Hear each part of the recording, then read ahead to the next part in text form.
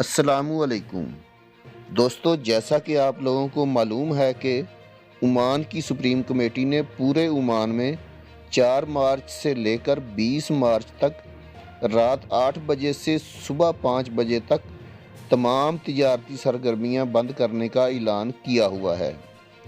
تو اسی سلسلے میں آج عمان کی وزارت ثقافتی ورثہ اور سیاحت نے اس بات کی تصدیق کی ہے کہ سلطنت کے گورنریٹ میں تمام تجارتی سرگرمیاں بند کرنے سے متعلق سپریم کمیٹی کے فیصلے میں 4 مارچ سے 20 مارچ کے درمیان سیاحتی اداروں میں موجود ریستوران اور کیفے بھی شامل ہوں گے۔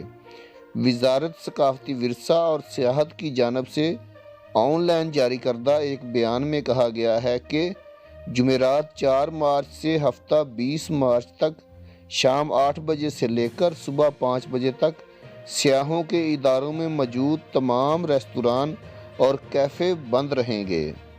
بیان میں مزید بتایا گیا ہے کہ عدم پابندی کی صورت میں ضروری قانونی کارروائی کی جائے گی۔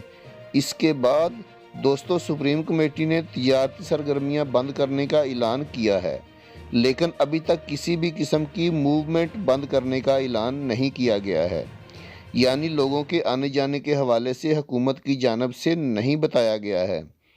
چونکہ تجارتی سرگرمیوں کی بندش کے حوالے سے کل 4 مارچ سے رات 8 بجے سے یہ پابندی شروع ہو جائے گی، ہو سکتا ہے موومنٹ کے حوالے سے بھی کوئی خبر آ جائے۔